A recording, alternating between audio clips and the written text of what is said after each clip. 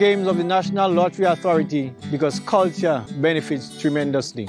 Annually, the NLA supports the Carriacou Pitty Carnival, the Carriacou String Band Music Festival, and all regattas, among other activities. When I play the game of the NLA, I can see where my money goes, and it's an investment into our culture.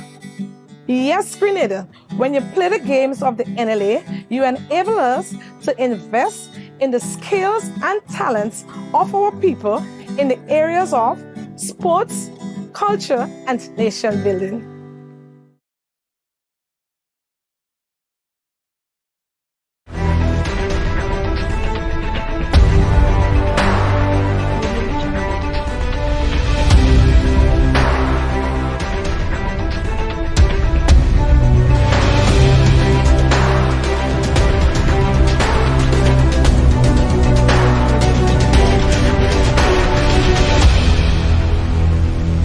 Good evening and welcome to another MTV Community Forum. I'm your host Byron Campbell. Welcome wherever you are, and of course our co-host Chris Diardi. Good evening, Chris. Good evening, Byron. Good evening to our listeners and viewers, and welcome again. Yeah, Chris, we have a hectic program this evening. We have a special guest this evening. She's Elaine Henry McQueen. We'll be talking about gender-based violence in particular, and other issues around this matter.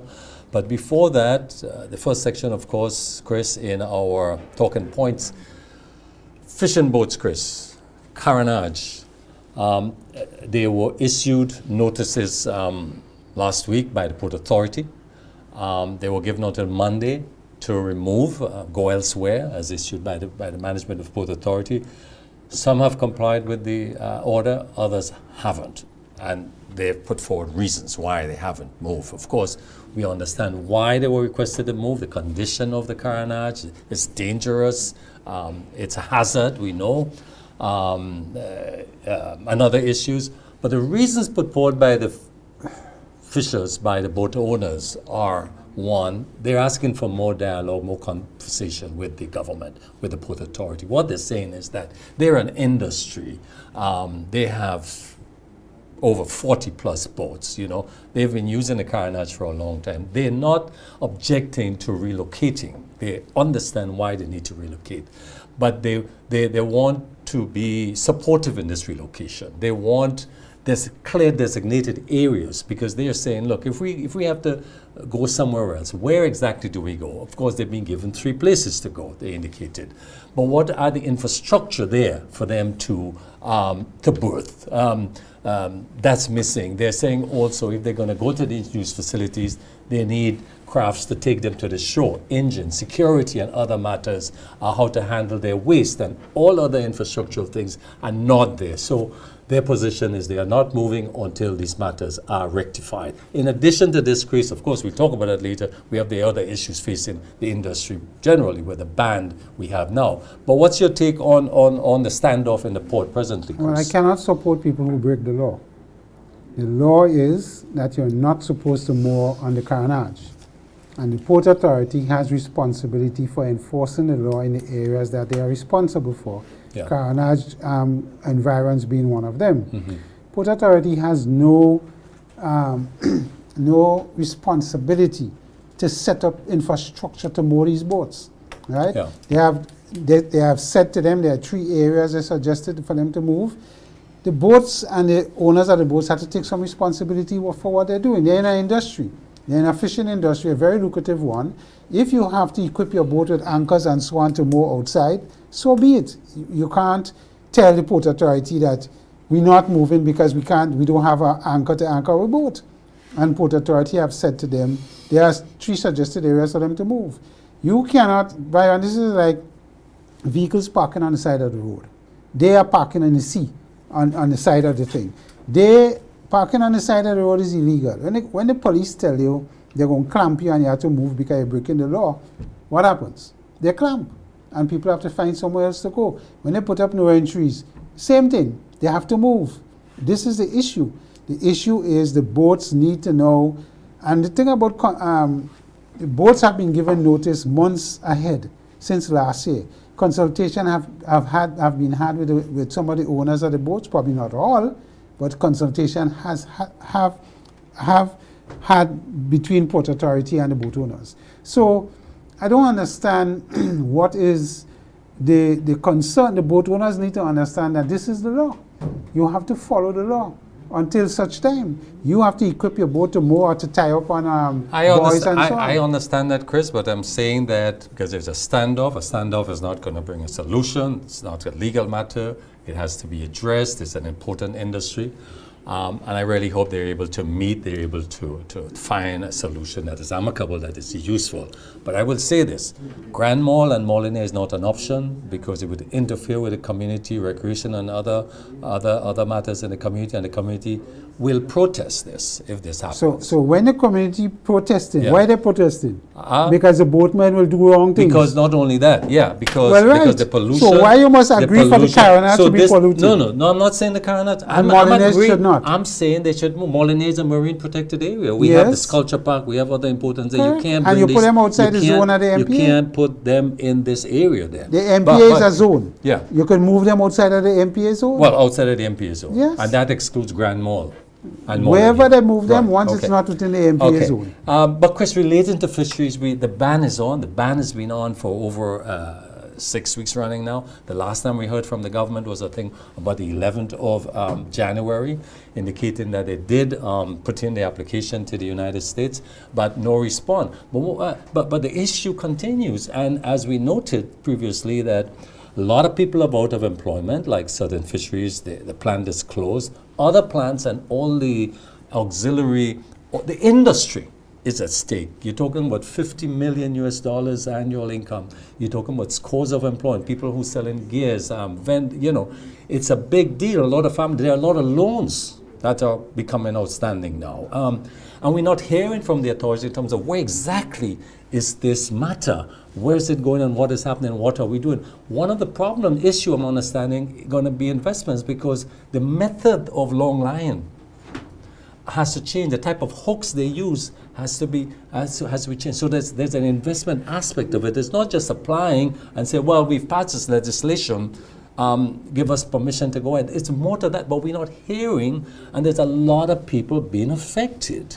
Well, livelihoods are at stake here. It's very disappointing from the government point of view, that they're not communicating exactly the position on what is the hold up. You would expect, when they had put this committee in place late last year to look at legislation and look at how long line fishing is done, that they would have gone and make the recommendations of the changes we have to make, and hopefully the ban would have gotten released by now. The fact that we're 6 weeks into the new year and the ban is still on, and up to now, government cannot pinpoint exactly, and in these things, Byron, quite frankly, if government and the Fisheries Department and the Ministry of Agriculture and the blue economy right now cannot handle it, get a consultant who can do it.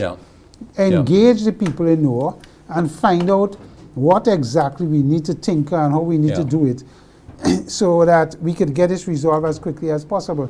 I'm assuming that we don't have a consultant, and if we don't, then the urgency of the matter requires us to get involved. A lot of livelihoods, a lot of investments are at stake, and I don't feel, because we made a decision to go big into the blue economy, that's what it is.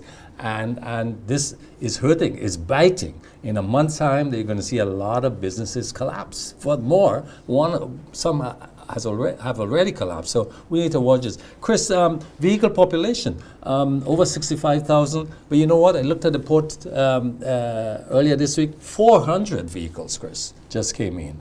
On top of that, we have a further 20 coming this week, and I was told by my sources that another 200 plus next month. So Chris, the infrastructure can't accommodate this level of vehicles going forward. And part of the problem too, Chris, is that most of them are EVs and are, you call the hybrids, and they're 5 to 10 years old, which is about the life of batteries. So we're going to see what some of the insiders are saying is that we have a problem downstream. We feel as though these vehicles have been dumped on us now. Well, I'm not sure about the EV argument and what is happening there, because the life of batteries and the technology of batteries have improved considerably since EVs came on the market.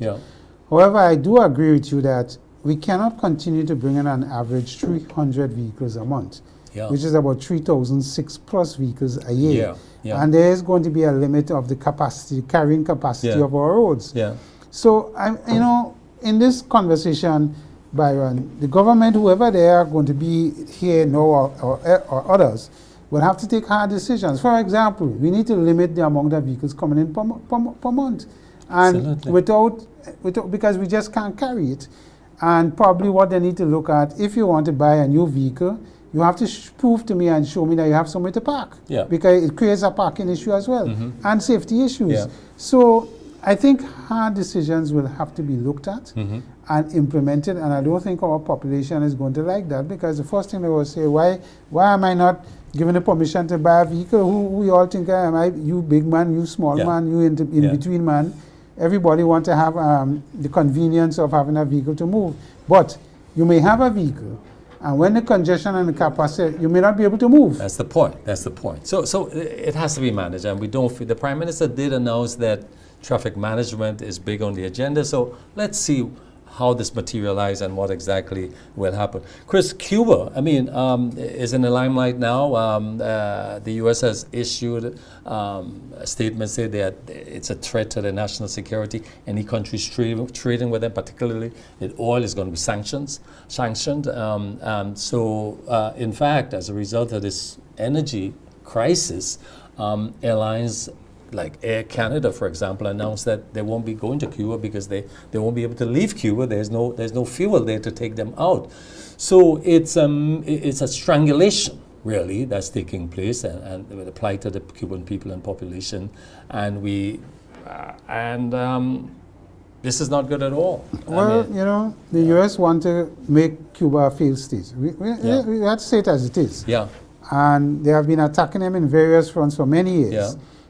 The latest development with Venezuela and so on was another cog in the wheel for them to stranglehold Cuba. You remember they talk about when the doctors come out and the nurses come out, we traded. What they say we were trading in people. What's it called? And some countries in the OECS have acquiesced to the call, although St. Lucia did it recently, and the US didn't tell them nothing about that. But you know, the US is weaponizing visas or any other concession that they give us to force you into a certain direction. So the Cuba thing is sad. And when you go back to the UN, and every year they do a vote, everybody is saying, lift the sanctions from Cuba, except for Israel and the US. Basically. And one or two who veto it in the Security Council. So here you have almost the whole world supporting this one nation to be freed up of all its economic sanctions and whatever sanctions they want to put. And these two countries, with their bully tactics, are putting on one country and endangering the survival and progress of the people of Cuba. No, I mean, I don't understand how we could live in the 21st century and behaving like that. And as you rightly say, everything is being weaponized. Look, if you trade with Cuba, we're going to sanction you. The Cuban health workers, they're going after this. They're going over everything. You know, less ice. And they're saying they're increasing the humanitarian aid by giving them another $8 million. It's an insult to injury, as far as I'm concerned. All the Cuban people are asking for, remove the sanctions, allow us to trade fuel with other countries. And live our lives. Chris, I understand there's more dumping. We've talked about this issue several times. Chris, the Calavini Road. What's going on there? But I continue to talk. I mean, there's a new set of dumping taking place on the Calavini side of the road. Yes. And when you see the extent of the dumping on the road, I believe the government, through the PDA and whoever, have authorized that as a new dumping site. When you see the amount of dumping of mud and stones and so on, everybody must figure, okay, that's a new dumping site, let's dump.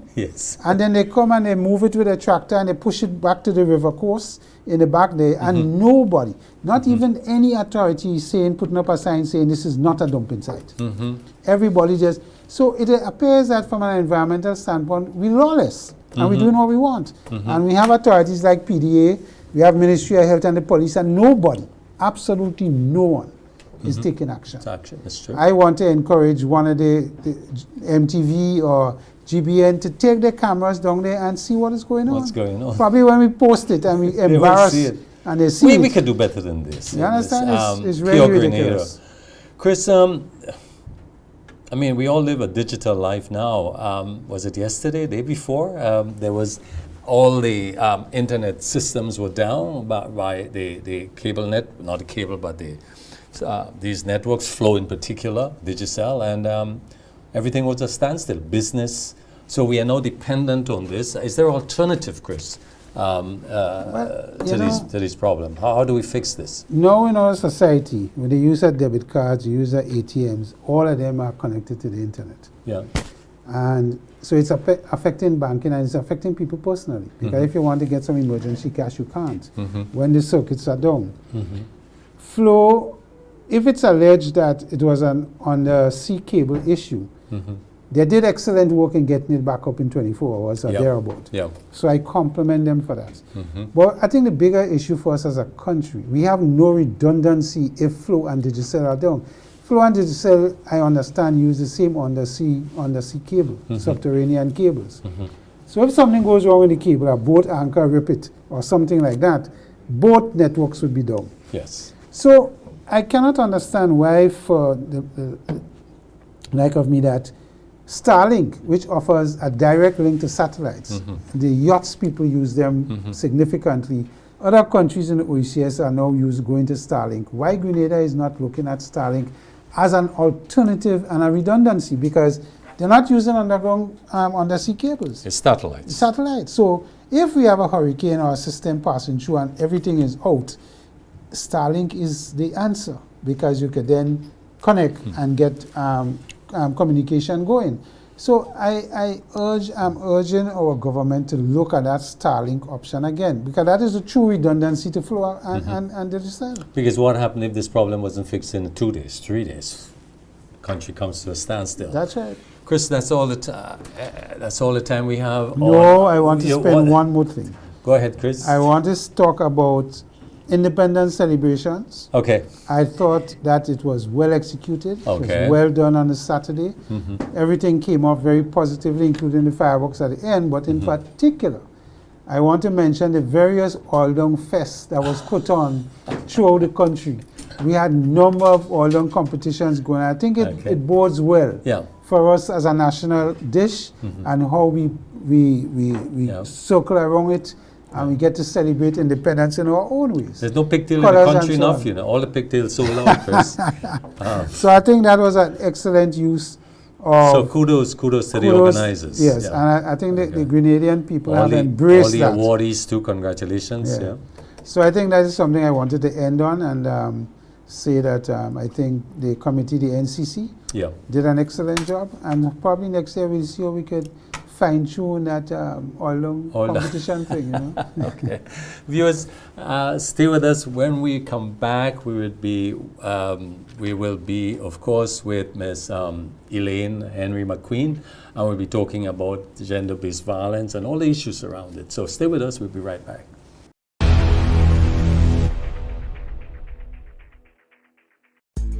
Natural spring water is a water for every occasion. On the field of sports, at your workplace, just open the bottle and savor the pure, refreshing taste. Holy Natural Spring Water is produced in Mama Can St. Andrews and is available in all sizes nationwide. To order, telephone 444-7654 or 533-7654. Holy Natural Spring Water, Grenada's purest bottled water. My name is Lyselle Walcott. I am a staff nurse at the General Hospital for the past 16 years. At the Infection Control Department, we do surveillance for communicable diseases or hospital-acquired infections. We do outbreak investigations. So any issues we have, we would investigate it, find out the cause, and we would do recommendations and interventions to all relevant departments. Thus far, with Mount Sinai, we are looking at ways of improving hand hygiene. Hand hygiene has been proven to be one of the most important practices you could do to break the chain of infection. Working along with Mount Sinai, I foresee that it would be a very good thing for us. They are looking into the products that we use, the practices that we do, Going forward, we'll be able to achieve a very high level of compliance and safety across the board for everyone.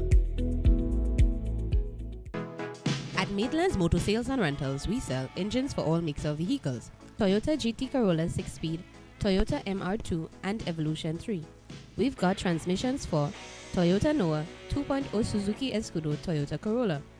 Windscreens for Grand Vitara, 2 and 4-door Escudo, Toyota Corolla front and back, and Suzuki Escudo wheel covers. Also available are motor oil, oil filters, crystal headlights for Toyota Corolla, brakes for all makes of vehicles. We sell C16 and Q16 racing fuel. Special prices on oils and accessories for customers who purchase vehicles from us. You're never left undone because we source the part if we don't have it. Maitland's Motor Sales and Rentals, empowering people through mobility.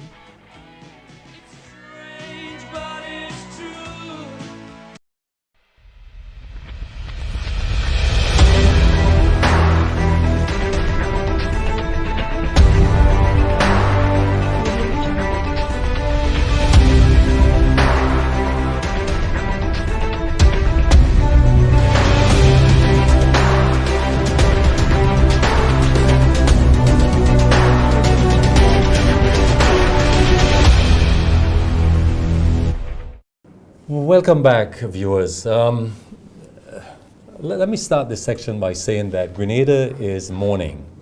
A young woman, only 22 years old, is dead, allegedly raped and murdered, certainly, by a man previously convicted of sexual crimes and released back into society. This is not just a crime, this is a national failure. For too long, we have treated violence against women as private matters, as family business, as something to whisper about and move on. But violence against women is not private. It is political, it is cultural, and it is systemic. When nearly 1 in 3 women experience physical or sexual violence, we are not talking about isolated incidents. We are talking about a crisis when girls are abused in their own homes by relatives, by people they should trust. We are talking about a betrayal of childhood and humanity. The question is not just who committed this crime. The question is, why did the system allow a convicted sexual offender to walk freely without safeguards? Why do survivors fear reporting? Why do predators why do perpetrators still feel protected by silence, stigma, and weak enforcement? Gender-based violence is not a woman issue. It's a national security issue, a public health issue, a moral issue. Men must speak out, churches must speak out, schools must educate, government must legislate and enforce, community must refuse silence. We cannot wait for another funeral to have this conversation. We cannot normalize outrage today and forget tomorrow. Grenada must declare clearly and loudly, women's lives matters, girls' lives matters, and violence will not be tolerated. Tonight we demand solutions. We're looking for solutions, not sympathy, not condolences, not hashtags, real reforms. Let's explore this. Real accountability, real protection. Tonight, Chris. Right, and to help us get to that position, our guest tonight is Mrs. Elaine Henry McQueen. Ms. McQueen is a gender equality professional. She has been an advocate for women's rights and gender equality for the last 30 years. Elaine comes as an experienced teacher, trade unionist, an action learning coach, and a human rights and social justice advocate. She was the president of CEDU, is it CEDU? St. Patrick's Organization for Women. It is a national organization for women. So Elaine have been in the forefront looking at gender issues with women, equality, and of course gender-based violence. Currently, she is a gender and development consultant and serves as a principal expert for Grenada to the committee of experts of the follow-up mechanism on the Inter-American Convention on the Prevention, Punishment, and Eradication of Violence against Women. Elaine, welcome. Thank you very much. Good evening to you. It's a pleasure to be here. Good evening to the viewing and listening audience. So let me start it off with you.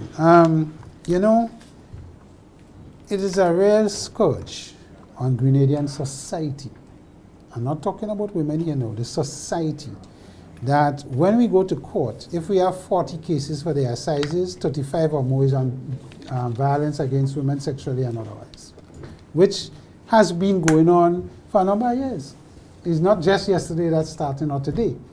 And as a society, I find we are not paying attention to this issue. It has been raised by many sociologists, many persons like yourself in the direct field of gender-based violence. We have the police putting on an SVU unit. That was not there years ago. That is a new unit in the department to deal specifically with violence against women and children. So my first question to you is, have we made any significant progress, say for the last 10, 15 years to this point, and to see the tragedy that has happened to this young lady? Have we made any sort of progress? You've been in it for years. So I agree, we have made progress. The significance of the progress, of course, is based on what a person might use as the yardstick. We have made progress in that the first time Grenada had a Domestic Violence Act was in 2001. It was strengthened in 2010, came into force in 2011. In 2012, there was some amendments to the criminal code to strengthen especially the provisions around sexual offenses, increasing penalties for rape and sexual intercourse with a minor and so on. A lot of changes, legal changes, took place within that time. The Child Protection Authority, the Child Protection and Adoption Act was also put in place at that time. And of course, leading to the establishment of the Child Protection Authority, which also has jurisdiction over the support for children who have been sexually abused, and also children who are witnesses and victims of domestic violence within their homes. So these changes led, as you've indicated, to some of the institutions being put in place, like the strengthening of we're changing the name from the Domestic Violence Unit to the Gender-Based Violence Unit to recognize a broader mandate. Then there were some things like what was first a protocol for the different sectors to work together, and by sectors here we're talking health, social, policing, or law enforcement, and justice sectors to work together. That first came into place in 2011, I believe. I want you to say to the public that it is law in Grenada that if a woman or a child visits a doctor and there is suspicion of sexual abuse or whatever abuse, then they must report it. Mandatory reporting is part of, in the case of children, is part of the Child Protection and Adoption Act. Right. The challenge, and I'm glad you mentioned children and going to the doctor. The challenge is that children have to get permission from their parents to go to the doctor. And the gap is that many of the parents do not grant permission because of various reasons. Some parents are complicit, some parents and grandparents. If incest, we have records that show, studies show incest is really high. Incest means that the sexual violence is happening within the family, close family. A parent and a child, an uncle or aunt and a child, niece or nephew, a grandparent or a significant and a child other living in a house. And if it's a significant other, it is not necessarily called incest, but it is part of family violence and sexual violence. And then if you have a situation where the children have to rely on the parents' permission to see a doctor, and the family is a family where there is sexual violence, the child cannot see the doctor. Report comes and the doctor, even if the doctor gets the information, he or she cannot act on it. And that is why I understand that the government led that bill in Parliament last year, seeking to bridge that gap so that children who need to be able to access medical care without parents' permission will have the space to do it, and the doctors can be protected when they act on the children's visit or information without parental consent. If a child or report is made to the CPA or the SVU unit, is it mandatory that the parents still have to give permission? In many cases they do. There are some protocols that require the CPA to inform the parents, keep the parents or guardian informed along the way. There are certain things the CPA has advised that they still cannot do without, even if the child is in protective care,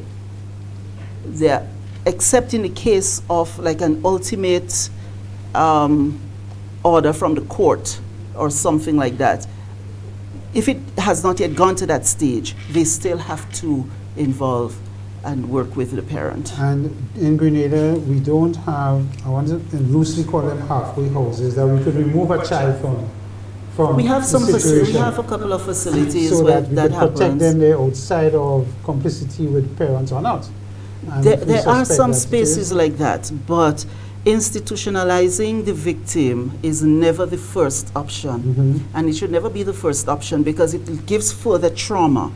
Now, here is a child who is accustomed to this family setting, this household, his friends, the school community, whoever, and moving the child who is the victim from their known environment and placing them with people and a community and environment so that they're then not should we familiar remove with. the perpetrator?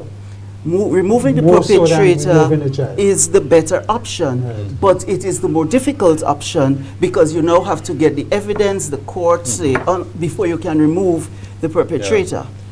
So we need to make that simpler in my view anyway. But the next question I want to go to you with is that I am of the opinion that this scourge that we have with men dealing with violent issues sexually and otherwise, domestically and otherwise, I'm not sure if it is lack of education on our men behavior, because I believe men has to take a stand, and I want to get your opinion, because, for example, I have to take a stand as an individual, that if I know of a man or a friend that is engaged in domestic violence or any form of abuse, I don't want him to be my friend. I'm not willing to accept him in my company to have conversations. Okay. So I have taken that as a personal stand, but do you think that we need to engage in some level of communication with our men in particular, who need to understand that this is no longer acceptable and the consequences, because we don't seem to be getting over this hump with the amount of issues that come forward with domestic violence and other sexual abuse issues. So let me start by talking about the amount, the number a little bit, and then I'll go straight into talking about the gaps there. A study was done in 2018 called the Women's Health and Life Experience Study, right?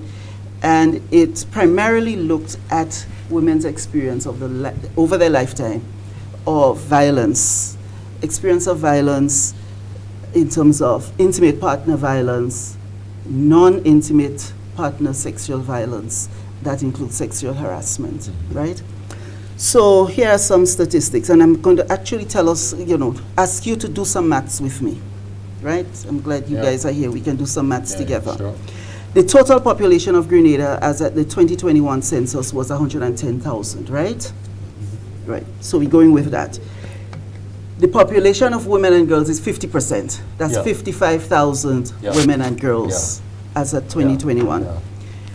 Based on the Wales study, that is the Women's Health and Life Experience Study, 39% of women and girls in Grenada experience some form of intimate partner violence. 39%. Now that works out to be over 21 21,000, 40% for ease of maths. right? Yeah. 40% for ease of maths, two-fifths, right? Yeah. 21,450 women. Then it's also showed that the women and girls who experience some form of sexual violence by someone who is not an intimate partner, Right. that is 23%, just a little under 25%. Works out to be over 12,000, closer to 13,000 women, right, experience some form of sexual violence. Not necessarily rape, but some form, it could be sexual assault, etc., right? The women who are experiencing who had experienced sexual violence as a child. So the survey asked the women this question: how have you experienced any form of sexual violence while you were still a child? Under 18. Under 18.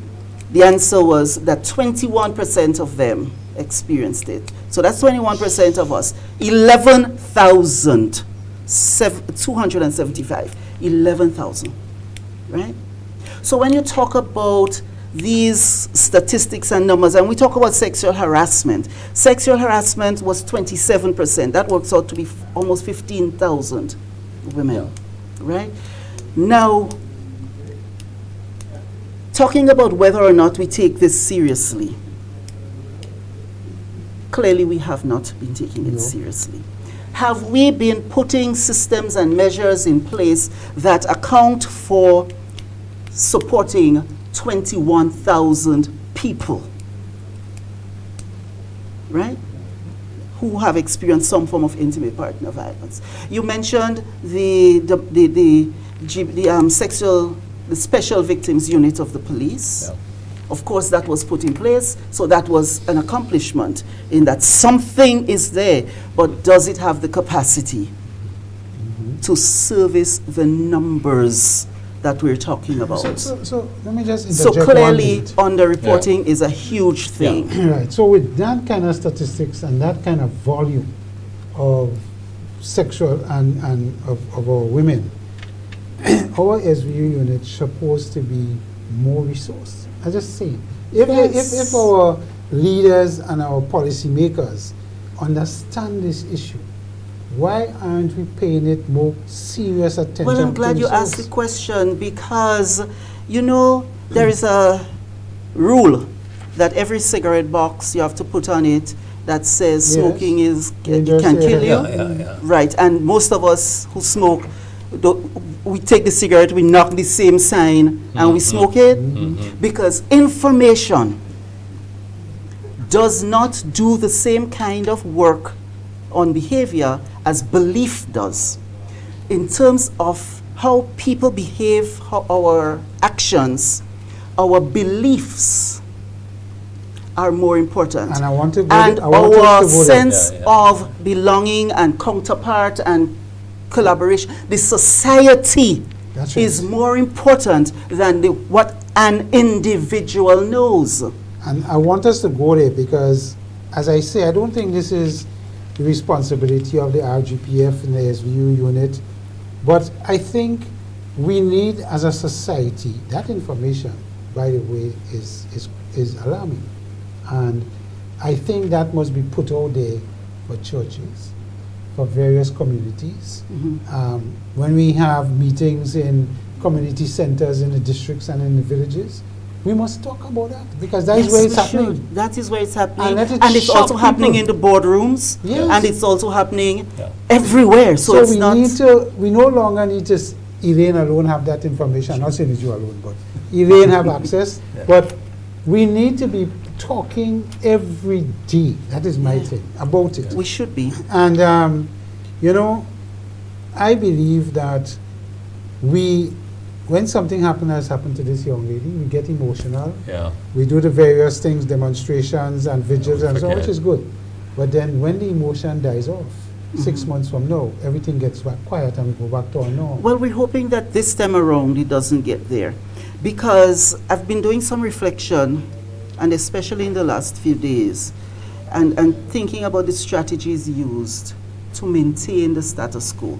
The status quo is to maintain the belief structure around women as objects, women as lesser than men, and men having the pride of place in country and not women. And this is not just in Grenada, it's globally, but my experience, of course, is primarily Grenada, and I've been reflecting on my work in Grenada around that. And I can share with you 7 points that I have come up with as reasons or tactics, strategies used to keep things as they are, rather than address the issue in a deliberate and meaningful way. No, well, let's hear them. Let's hear the points that you mentioned there. Right. Briefly, yes. So I said 7 points. I'm going to just state what they exactly. are, and then we Yes, get right. yes, let's The hear them. first is delay tactics. Yeah. Right? The second is blocking change. So there are some of us, and I'm saying that because these are things people are doing. People in different spaces, different locations, people who have decision-making power, people who influence decision makers, and so on. These are things we that well, they do, because I try to work against it, so I can clearly say no. Delay tactics is one. Blocking the change is another. Treating certain systems and selected social institutions as if they're above accountability is a third. The fourth is treating the rights of perpetrators as the pinnacle, forgetting the rights of the victims and even the well-being, the well-being of the state, what is called the common good of the country. Forget all of that. Think about the rights of the perpetrators. There are those of us who are excusing the offender. And some of the excuses is around that offenders are poor. But based on the studies, and mental health issues. more women are poor than men, right? But we don't see women going around doing, well, at least engaging in gender-based violence. Well, they offer a target. In fact, the women who are poor are perhaps more at risk of being attacked. Sexual harassment and all of that. Yes? We also minimize gender-based violence against women and girls. And that's why I did the calculations on these numbers, because the percentages are there, but because a lot of us don't see people when we hear percentage, that's why I went to calculate what that means. What the numbers it's 21,000 people. It's a lot of people. Right? A lot of women. And of course, and I must add here, I did not put in there the visiting nationals, the tourists, and other residents who might not have been counted as part of the population. The violence extend to them also. Of course it does. Yes. It does. And then the seventh thing that we do is deflection. Deflection. So let me just give a little bit more about each of them. Delaying tactics. We call for studies. Now, and we say there aren't enough reports and enough evidence. So let us do another study. Let us develop a plan. And that's one delaying tactic. It's like nothing happens with the plan after that. There are so many studies out there, both that happen in Grenada, about Grenadian studies, direct Caribbean, and globally. There are so many studies. I'm not saying everything has been researched, but we know enough about it that we don't need further study to take some conclusive action. But some of us say, oh, let's do another study. So we have to wait for another 5 years, get the consultant, do this thing, come up with a report, edit it, publish it, launch it, end of story. Delay tactics. Yes, and also put something in the pipeline. You know, we have a plan, it's in the pipeline. Right. We claim lack of resources. Even though we have resources that's not spent or used sometimes or not allocated adequately, but we say lack of resources. We say that we create bottlenecks, you know, and we blame bureaucracy. We love to blame bureaucracy. I mean, we know things can be slow, but we also know that people are operating in those systems. And if the people have the mindset to make things happen, things will happen. But Elaine, one of the issues you listed in abroad that I want to go to it is the silence. the silence. And the appearance of norms Yes. when this happens. Oh, yes. And we say it's cultural. Yeah. Yeah. So And how do then- we break these? How do we emerge We have from started. these factors? We have started. Yeah. And thankfully, after having Yeah. done some of this work and Yeah. working along with so Yeah. many other Yeah. fantastic people Yeah. doing this, we have seen some cultural change. Because 20 years ago, if a woman was raped, Yeah. the public reaction would have been She looked for it. right. Yes. I've We've heard this seen before. this reducing over time Yeah. because there is sufficient cultural sensitivity and awareness about it now, right? It's not sufficient, we still have some more to go, Yeah. but we've seen, Yeah. we've sort of broken that barrier to a Yeah. great extent Yeah. already. Yeah. So what needs to happen now is for the systems to catch up. Yeah. Because one of the reasons for the silence and the underreporting Yeah. is that victims say they will not be believed and nothing will happen. They know somebody else for whom nothing happened, or what happened was and nothing was the same, right? A lot of victims are reporting that it feels like it makes no sense to come Yeah. forward. Nothing comes because- out of it. and then we yeah. bad talk her Yeah. and so on still, and nothing happens or nothing much comes out of it. So of course, to address that, we have to treat with the system. How do we facilitate reporting? And after the report comes, what do we do to support the victim? What do we do to hold the offender accountable And that's what- and and that's- and yeah. accountable in a meaningful way, Wait. accountable in And a way that's that where- makes sense for the and society. that's where I want to go, Elaine. The justice system. I mean, here we have a family in mourning, a young woman have lost her life. The community is mourning. Her the life was country- taken. taken, not well. Yes, Yes, stolen from and her. the country, everyone I see is hurt about this. I mean, it's not a question of how we prevent this, but has the justice system failed us, failed this young woman? All indications are. And where do we go? Because we say that we don't want to, there's action, people are demonstrating, people are talking, but what's the organized way to go here? How do we ensure that this doesn't happen? Well, may not I must guard that Yeah. we cannot guarantee anything, but how do we, but certainly what we can. Yes, what protection? take some Because the meaningful average, action. I met young women, and there is fear. There is fear. There is fear for their safety. I mean, I met one who says, "Look, I want to carry a mace with me, which is a chemical protection. She says, "Look, but the police is going to arrest me for it, but I just don't feel safe going out." Right. But we also know that carrying mace and Yes, carrying yes, weapons. but I'm just saying this is how they feel. That's how we feel. presently. That's how Yes, we feel yes. presently. And you see, an incident like that hurt the family and colleagues and close relatives and so in a direct way, the community. But we also have to reflect on, of the 21,000 women who have experienced sexual or gender-based violence in their lifetime, well, it's actually more than 21,000. Yeah. Some of us will be re-traumatized by the memory of Yeah. what had happened to us. Right, so Some of I us, want to interject with something. Mhm. And Byron said, because if we charge somebody for rape, goes to prison, found guilty, spends 8 years of his life or 10 years in prison, comes out, it doesn't mean that that individual is not still a sick person in terms of rape and how they view women.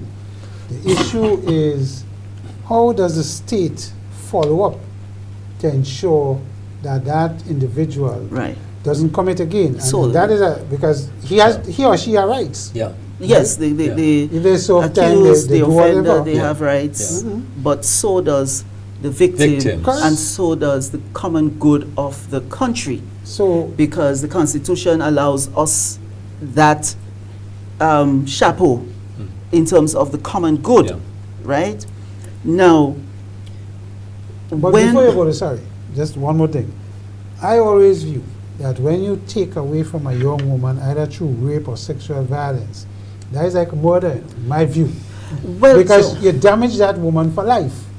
in my view, especially young teenagers or whatever. it's Yeah, but permanent. It's that's permanent. that's what I was going on to say. It's not I even don't think it's these not guys even should get only 10 the years. woman. Yeah. It is also the close family and friends, the witnesses, the people who would have supported her. Yes, There are police yes, officers yes, who go yes, to yes. do the report, to do the investigations. There are support workers, might be counselor, might Yeah. be a social worker, might be who are working, a GBV responder, who would be working along for those who come forward to report, trying to get to the point of a conviction and well, to get justice.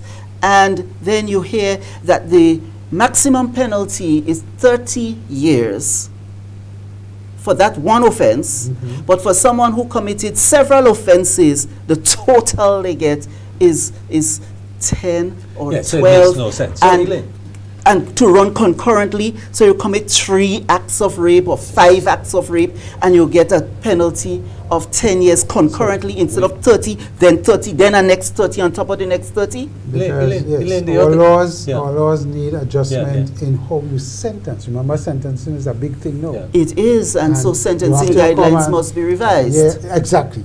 Because in sentencing, you have to have the judge listen to the positives of the Yeah, person and yeah, the negatives, yeah, all of it's a that. And we balance. know that that is We an know issue. that, but that is the problem is also that do we give equal weight or sufficient weight to the rights of the victim, That's right. the And protection I of the agree with you. victim, and the common good of the society? After that, yes. So yes, that has to become part of Yeah. the sentencing guidelines. Yeah. You can't just listen, and some people know precisely when to say they're going to plan to baptize, so that they could, somebody Yeah. go talk and say they don't go to That's church correct. and all of that. Elaine, the other thing, we're not alone in this. Look, what are the lessons from other countries? We know they have sex offenders registries, we have GPS monitoring, Right. domestic violence courts, national campaigns, you know.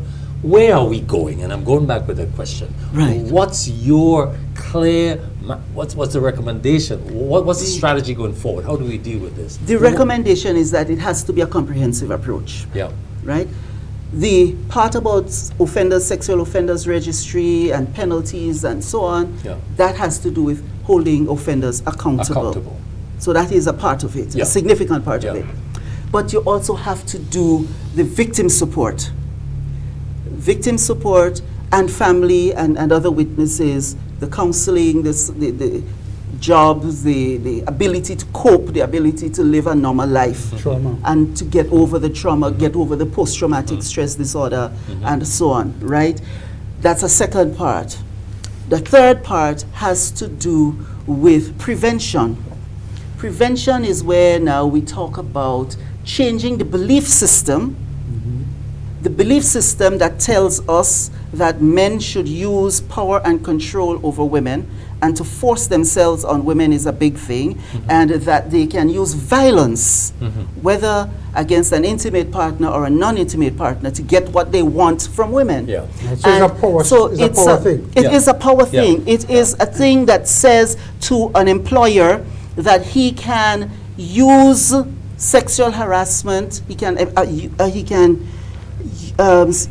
to get sexual favors, he can get sexual favors from his employee, because he's in a position of power, and so on. It is a thing that says to a child father that in order, he's no longer in a relationship with the mother, intimate relationship, but if he has to pay child support, he must have sexual intercourse with the Yeah. mother Yeah. of that I want child. to go back to and that. that, of course, is all part of that use of power I want to go back over to the women, and belief we have to get system. rid of that. And how do we propose to change that belief system? Because I Yeah. mentioned that about I call it education of our men, but you have it different in terms of the belief, not different, but similar.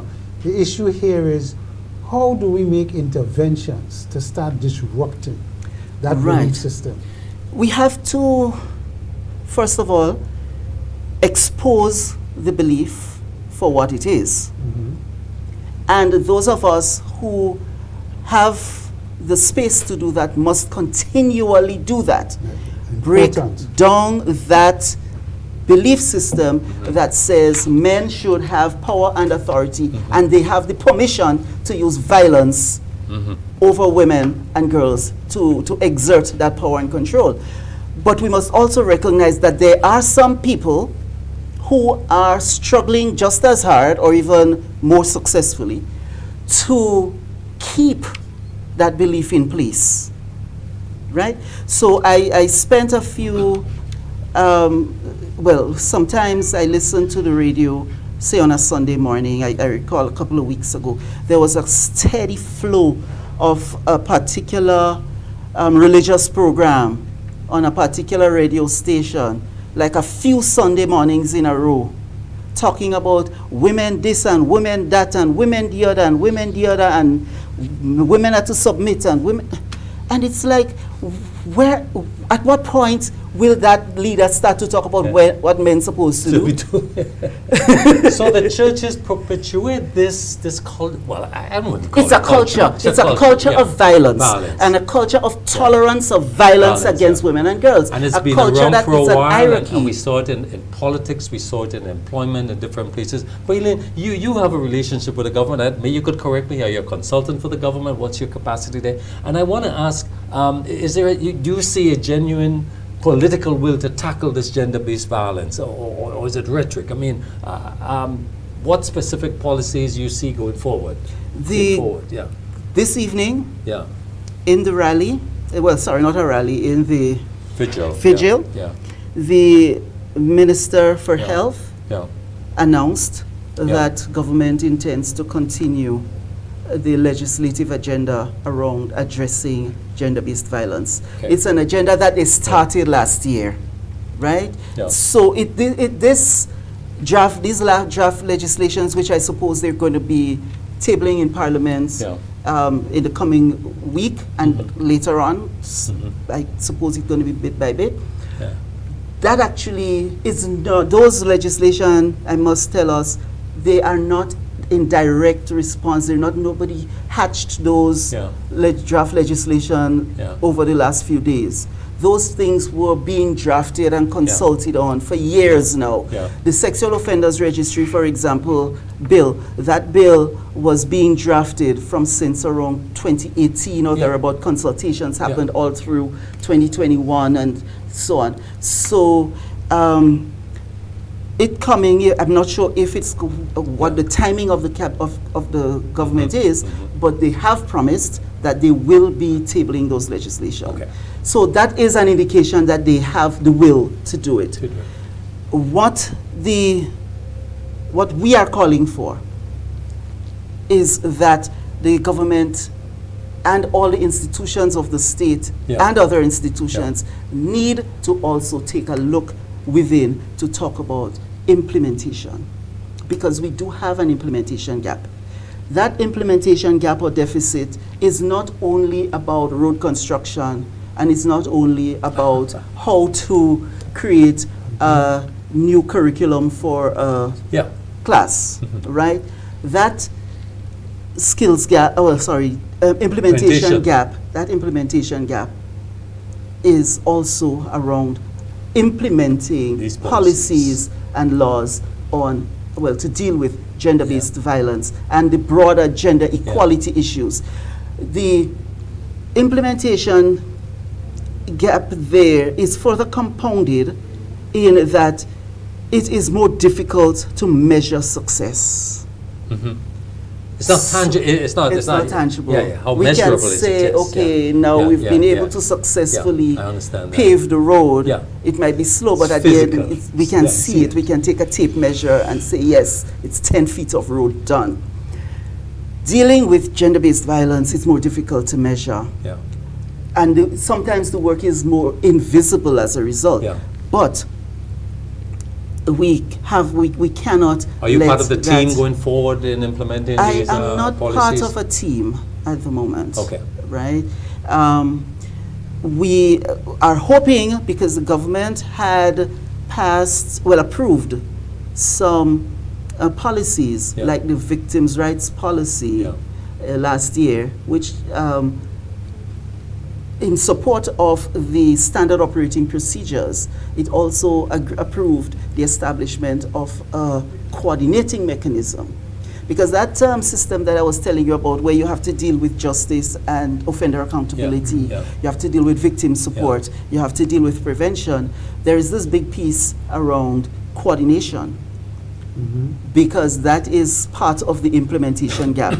The research indicated that, and that research was not just a recent research. The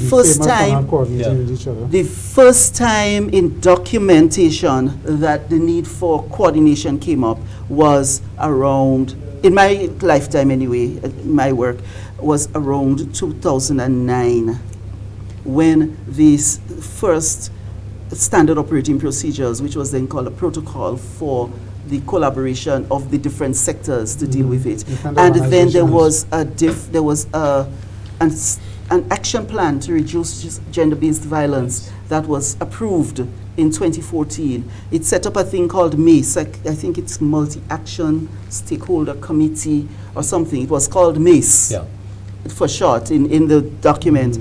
And that should have been set up 2014, 2015, because that's coming right out of the legislative changes in 2011, 12, 13, 11 and 12, 10, 11, 12, and then 13, 14, it was, okay, so this is the action plan to implement this legislation. Let's have a MACE and do this, that, and the other. Implementation breakdown. We are running out of time. I'm going to ask you in a moment to give some closing pointers.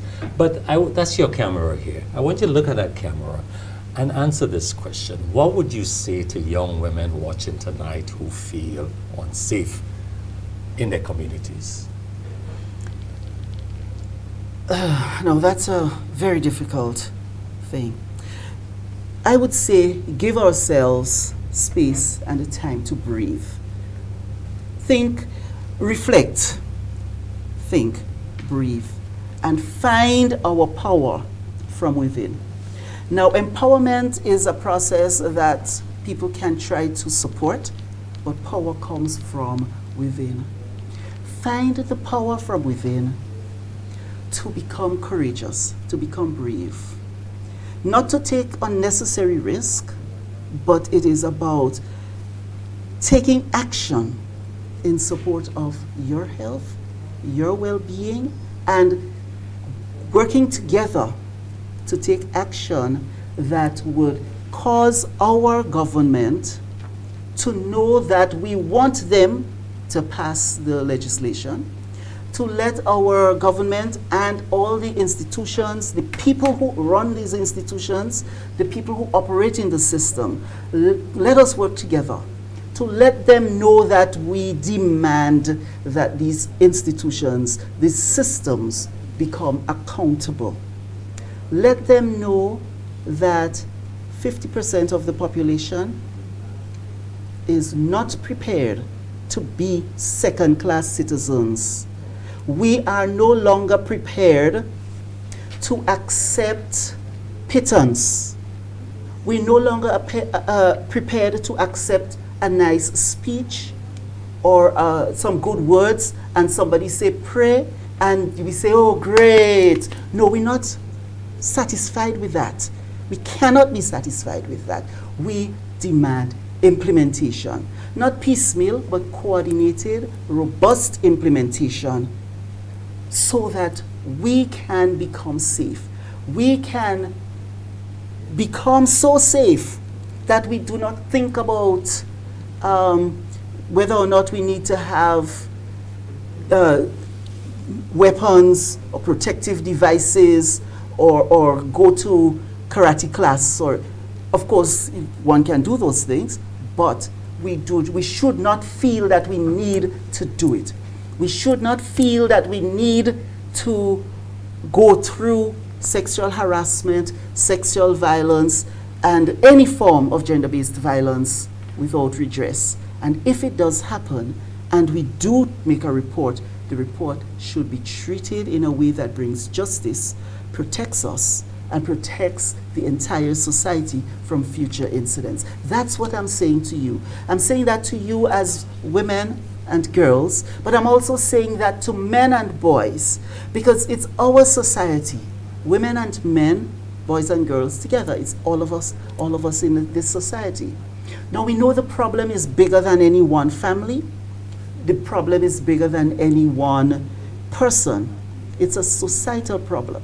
And that is why all men and women are supposed to be working together on this. So let us get rid of that idea that men should use power and control over women and girls.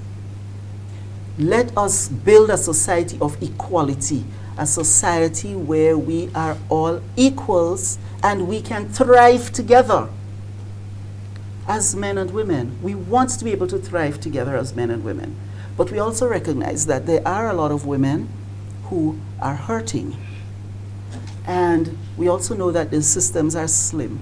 But if you do not be afraid to reach out. Do not be afraid to reach out for support, for counseling, for support groups. Talk with each other. Sometimes the best network, the best support is networks of women. We hope to see an upsurge of women's groups, spaces where women and young women and youth can work and talk with each other and support each other and hold each other up, because it is a difficult time. And it's also going to be a difficult time for the, who I called in some of the posts I made, change makers. We need change makers. We need more change makers. We need people to stand up and say, I am willing to do this thing for the change we want to see. The change makers need us to support them. Yeah. If we do not support the change makers, they might falter. If those of us who want the change do not support the change makers, the people who are trying to prevent the change, they are the ones who are going to win, because the change makers will not have our support, our backing to push them along. Let us find the change makers and support them, lift them up, and demand the change that we want them to make.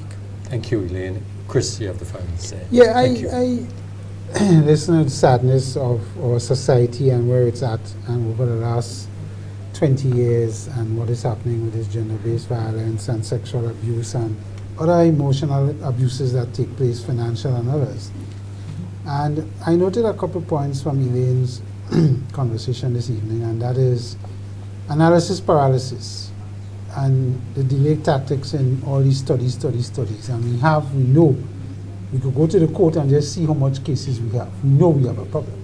So there's things we could do, and I think we need to, but the key thing for me here is communication. And the level of communication we need to engage in, and constantly and continually. Must be in the schools, must be in the churches, it must be in our community centers. It is not something we must talk about this week, and next week we're talking again about it. It must form part of sermons in churches as to the behavior of men, and men being the head of the home. What that means. That don't mean you have power over everybody, right? And explain the differences. So I think the modes of communication and what we do in every sphere of our society needs to be on the agenda every time. We must get tired of hearing it, to the point where we're making a change and informing the change and the change makers. So I believe that as a society, leaders, business leaders, wherever you're leading, you need to take a stance and say, listen, look in the mirror and say, this is what I want to do from a country from today. And that is where I think we need to take it. I want to thank you, Elaine and Ms. Emery, for joining us. I want to end with one word, in that we have a collective responsibility here, to fix this, and we can. As a nation. We have to, actually. Viewers, that's all the time we have. We'll continue the conversation. I want to thank the technical staff, MTV management. We'll see you, on behalf of Chris and I, we'll see you next week. Same time, same place. Good evening. Bye-bye.